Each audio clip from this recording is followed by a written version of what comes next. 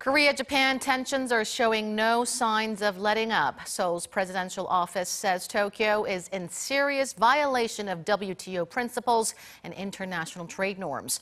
The Blue House also said Korea will review whether to keep its military information sharing agreement with Japan. Our Shin Se-min with the details.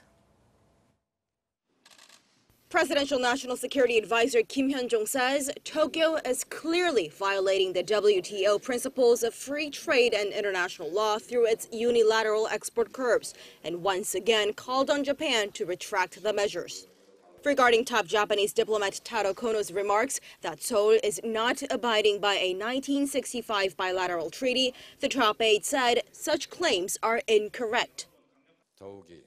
We would like to emphasize that it was Japan which violated international law by committing crimes against humanity in the form of forced labor. This is what the Supreme Court of Korea pointed out. Kim said South Korea had followed all standard procedures to resolve the issue of forced labor with Japan through regular diplomatic channels. The top aide also flatly rejected Japan's proposal for a third-party arbitration process for which it has set a July 18th deadline for Seoul to respond.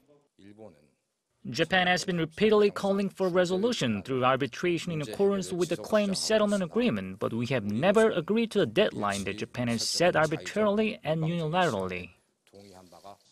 Korea's presidential office said it hopes to extend the General Security of Military Information Agreement with Japan for the time being.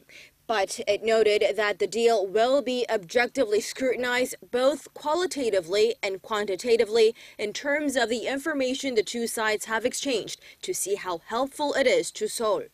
In other words, the bilateral military information sharing accord will be dealt separately from Japan's economic retaliations. With the long-fraught relations between Seoul and Tokyo on trade only escalating by the day, a high-ranking official here at the top office added that such a dispute could extend into the long term, perhaps even after Japan's upper house elections next week. Shin Se-min, Arirang News.